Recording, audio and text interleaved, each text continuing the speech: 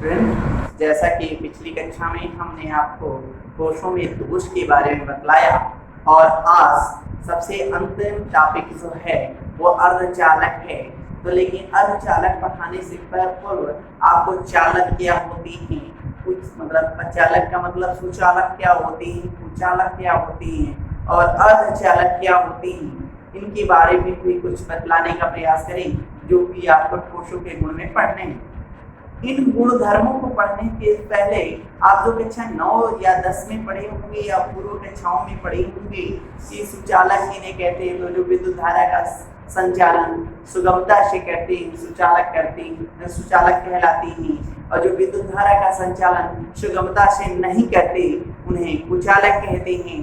जिनमें गुण होता है और नहीं कर पाते हैं या कर पाते हैं, मतलब दोनों गुणधर्म होता है, सुचालक और कुचालक दोनों का गुणधर्म होता है, उन्हें अर्धचालक कहते हैं। आपने यही पढ़ा होगा। लेकिन यहाँ पर इस ठोस वाले चैप्टर में, ठोस अवस्था में, इसको बैंड सिद्धांत के आधार पर बतलाया गया। तो बैंड सिद्धांत के आधार पर चालक, अर्धचालक और कुचालक को किस प्रकार परिभाषित किया गया है, तो ये जानने के लिए पहले बैंड सिद्धांत को जान लें। तो बैंड सिद्धांत मोटी सिद्धांत पर आधारित है। मोटी सिद्धांत मतलब मॉलिक्यूलर ऑर्बिटल थ्योरी, आणविक कक्षक सिद्धांत।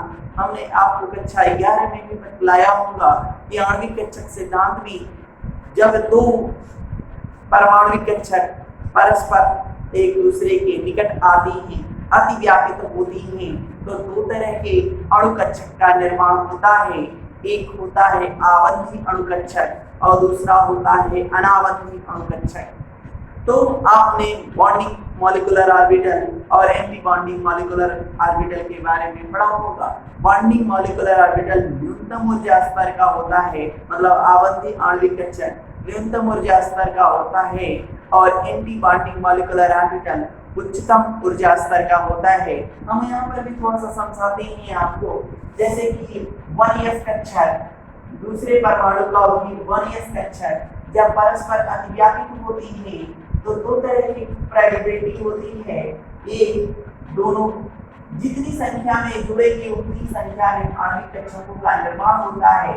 निचली वाले को जो न्यूनतम ऊर्जा स्तर का होता है, न्यूनतम ऊर्जा स्तर का होता है, न्यूनतम ऊर्जा स्तर उसे आप बोलते हैं बीएमओ, बॉन्डिंग मॉलिक्यूलर, और ये एटॉमिक ऑर्बिटल होती है। तो दो परमाणु कक्षक परस्पर अतिव्यापित में हैं, तो कितने मॉलिक्यूलर ऑर्बिटल बनेंगे, तो दो बनेंगे, एक बीएमओ बनेगा, दूसरा एक बीएमओ बनेगा। और आपसे पूछा जाता है बीएमओ और एबीएमओ में क्या अंतर है, तो बीएमओ जो होता है वो निम्नतम ऊर्जा स्तर का होता है और एबीएमओ उच्चतम ऊर्जा स्तर का होता है। इसमें अतिव्यापन जब होता है तो दोनों पक्ष, मतलब आप तरंग फलन की बात करें तो दोनों श्रृंग होती हैं। मतलब जब धनात्मक अतिव्यापन होता है तब बीएमओ बनता है, और जब एक धनात्मक मतलब एक श्रृंग और एक गर्त, जब क्योंकि आप जानते होंगे इलेक्ट्रॉन तरंग की भांति व्यवहार प्रदर्शित करता है। कण भी होता है, कण और तरंग, जिसको डी ब्रागली समीकरण में भी बतलाया गया होगा, लैम्डा बराबर h/mv या h/p बतलाया गया होगा। वहां पर बतलाया गया होगा कि कण और तरंग की भांति व्यवहार करता है। तो ये जब दोनों धनात्मक अतिव्यापन करते हैं, दोनों परमाणु कक्षक जब धनात्मक अतिव्यापन करते हैं तो बीएमओ बनाते हैं, और सब ऋणात्मक अतिव्यापन करते हैं तो एबीएमओ बनाते हैं। कहने का तात्पर्य है, सपोज दैट ए परमाणु है और ये बी परमाणु है जो परस्पर अतिव्यापन करते हैं, तो कहता है साई बीएमओ बराबर, साई होता है तरंग फलन, साइन ए प्लस साइन बी, धनात्मक अतिव्यापन हुआ। और यहाँ पर कहता है कि साइन ए बीएमओ बराबर क्या हो जाता है, तो साइन ए माइनस साइन बी। ये पढ़ाया गया होगा लोअर क्लासेस में, क्लास कक्षा 11 में। तो इस सिद्धांत के आधार पर कैसी हम चालक, अर्धचालक और कुचालक को डिफाइन करेंगे। तो यहाँ पर देखिए, एक होता है कंडक्टिंग बैंड, दूसरा होता है कंप्लीटली फिल्ड और पार्शियली फिल्ड ऑक्युपाइड बैंड होता है। जब दोनों बैंड परस्पर या तो आंशिक रूप से अतिव्यापित हो या अतिव्यापित ही हो, मतलब दोनों बैंड आपस में चिपक जाएं।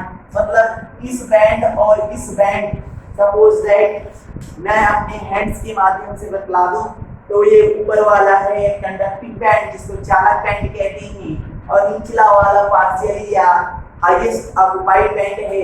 ये दोनों जब बैंड परस्पर एक दूसरे से जुड़ जाएं, कंप्लीटली जुड़ जाएं, मतलब इन दोनों बैंड के मध्य थोड़ा सा भी जगह ना हो, ऊर्जा स्तर का गैपिंग एकदम जीरो हो, नगण्य हो, तब आपका जो फोर्स होगा वो क्या होगा, धातु होगा, वो विद्युत धारा का संचालन आसानी से, क्योंकि दोनों सतहें जुड़ी हुई हैं, दोनों बैंड जुड़े होते हैं, इलेक्ट्रॉन का प्रवाह होता है और इलेक्ट्रॉन के चलने की उल्टी दिशा में विद्युत धारा का प्रवाह होता है। कहता है कि जब चालक बैंड और पार्शियली या हाईएस्ट ऑक्युपाइड बैंड के मध्य थोड़ा सा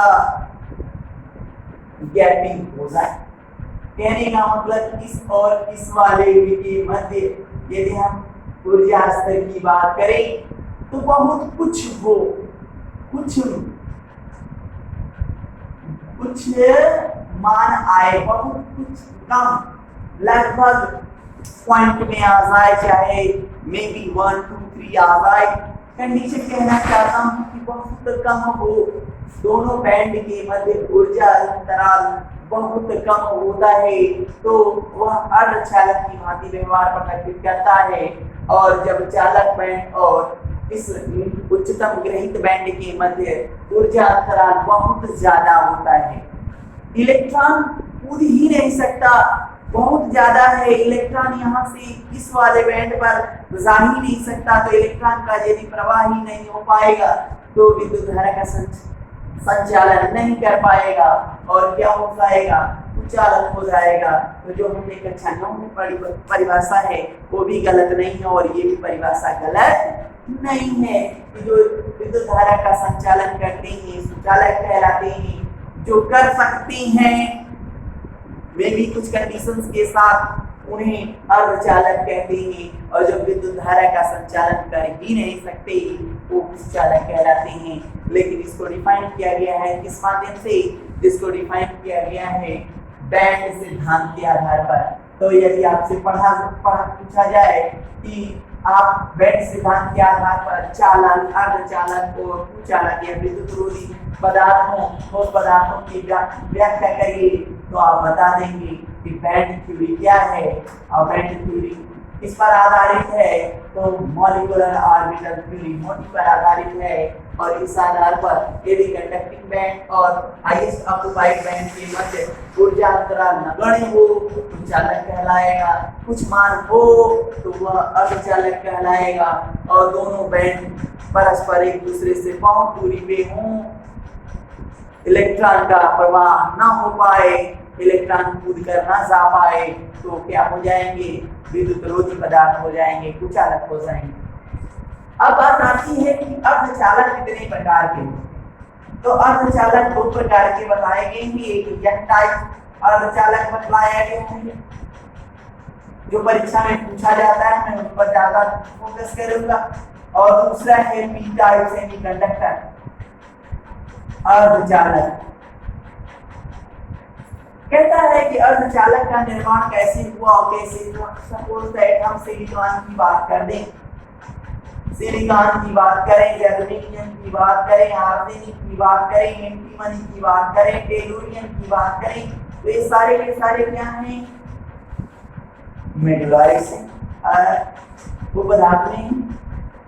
अब उपधातुओं को हमने लेके अर्धचालक क्यों बनाना चाहा, तो कहते हैं एक सिलिकॉन ले लिया जाए, हमें दोनों अर्धचालक को समझाना है कि कौन किस तरह का बनेगा, किस टाइप का सेमीकंडक्टर का निर्माण करेगा, अर्धचालक का निर्माण करेगा।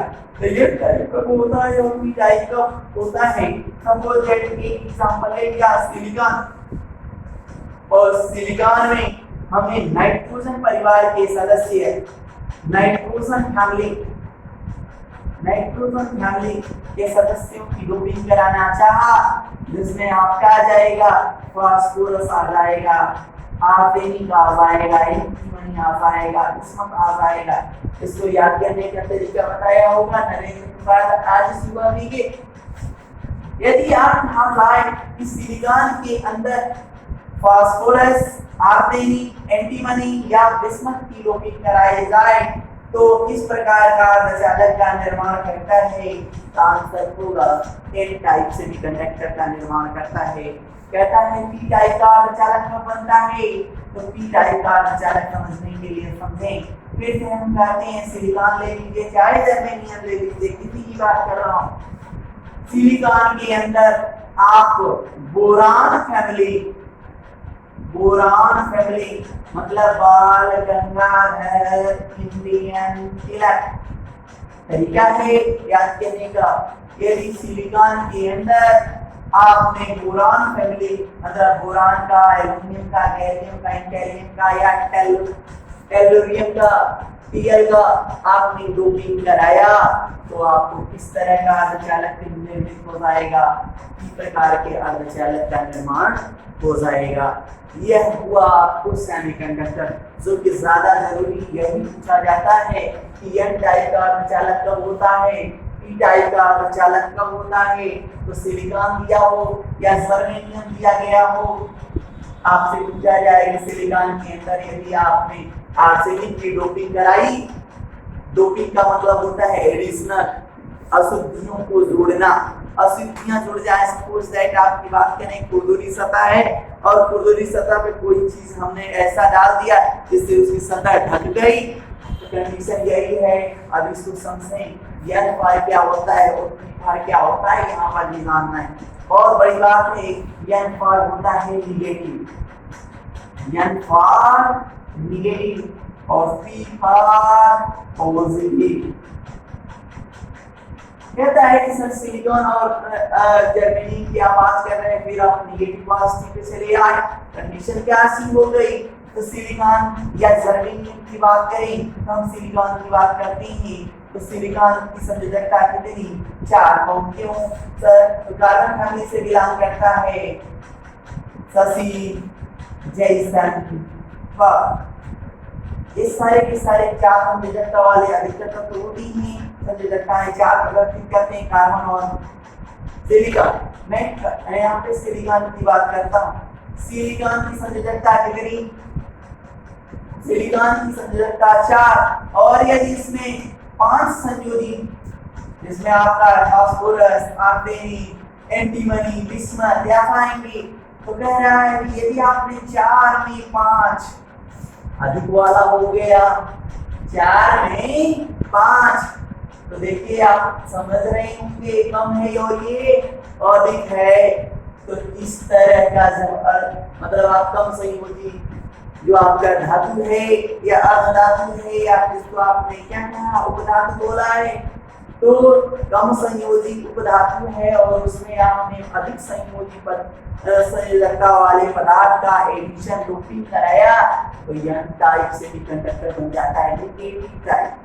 तो ये 4 है और ये 5 कंडीशन कहते हैं। पी टाइप कैसे समझाएंगे? तो सिलिकॉन कितना है? सिलिकॉन की संयोजकता होती है 4 और बोरान फैमिली के तत्वों की संयोजकताएं होती है 3। 4 के अंदर 3 की डोपिंग कराई जा रही है, जब कम संयोजी तत्वों की डोपिंग उच्च संयोजी तत्वों के साथ कराई जाती है, पदार्थ के साथ कराई जाती है, तो आपका क्या बन जाता है? इस प्रकार का अर्धचालक बन जाता है। फिर से उच्च संयोजकता वाले तत्वों की डोपिंग यदि पदार्थ के साथ कराई जाती है तो यह प्रकार का अर्धचालक बनता है, और कम संयोजी तत्वों की डोपिंग यदि उच्च संयोजी पदार्थ के साथ कराया जाता है तो इस प्रकार के अर्धचालक का निर्माण होता है। इसे नोट कर लेंगे आप। नेक्स्ट टॉपिक है चुंबकीय गुण। ठोसों में चुंबकीय गुण कैसे बतलाएंगे कि कौन सा ठोस पदार्थ चुंबकीय गुण प्रदर्शित करेगा, कौन सा ठोस पदार्थ चुंबकीय गुण प्रदर्शित नहीं करेगा।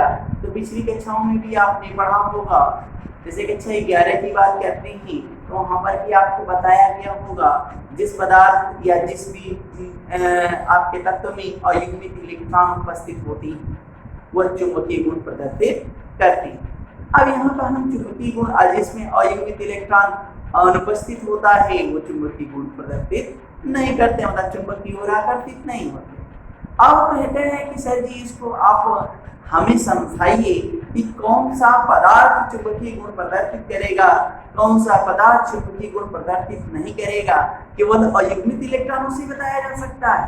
तो आपको अब हम नया टॉपिक जो शुरू कर रहे हैं उसमें भी कुछ नई बातें बताएंगे, जिसको भी आप देखेंगे। जैसे कि बात करें चुंबकीय गुण, तो चुंबकीय गुण के आधार पर जो ठोस पदार्थें हैं उन्हें 5 वर्गों में वर्गीकृत किया गया है। एक है प्रतिचुंबकीय पदार्थ, डायमैग्नेटिक सब्सटेंस। तो वे पदार्थ जो चुंबक को प्रतिकर्षित करते हैं, मतलब चुंबक की ओर आकर्षित नहीं होते, आसानी से आकर्षित नहीं होते या आकर्षित ही नहीं होते, क्या कहलाती हैं? Diamagnetic substance. मतलब चुंबक के क्षेत्र में रख दीजिए तो प्रतिकर्षित हो जाएंगे, उन चुंबक की ओर आकर्षित नहीं होंगे, डायमैग्नेटिक सब्सटेंस कहलाती है। यहाँ पर आपकी बात क्यों होगी कि जिसमें युग्मित इलेक्ट्रॉन उपस्थित होता है डायमैग्नेटिक पदार्थ कहलाता है। कहता है अनुचुंबकीय पदार्थ, वे पदार्थ जो चुंबक की ओर प्रबलता से आकर्षित होते हैं अनुचुंबकीय पदार्थ कहलाते हैं। हम एग्जांपल की बात करें प्रतिचुंबकीय पदार्थ टाइटेनियम ऑक्साइड, यहाँ पर Ti के 4+ है, Ti के 4+ है। समझाना चाहूँ तो आपको बता दें टाइटेनियम का परमाणु क्रमांक होता है 22 और 22 में से जब आप 4 निकाल देंगे तो उसका हो जाएगा क्रमांक कितना? 18 किसका होता है? आर्गन का। आर्गन क्या है? अक्रिय। तो इसकी जो गुणधर्म होता है वो अक्रिय के समान हो जाता है, अनुचुंबकीय पदार्थ हो गया, प्रतिचुंबकीय पदार्थ हो गया। और जो अनुचुंबकीय पदार्थ है इसमें हमने टाइटेनियम ऑक्साइड लिया है, डाइऑक्साइड न लेके टाइटेनियम ऑक्साइड लिया है। यहाँ पर Ti पर है कितना?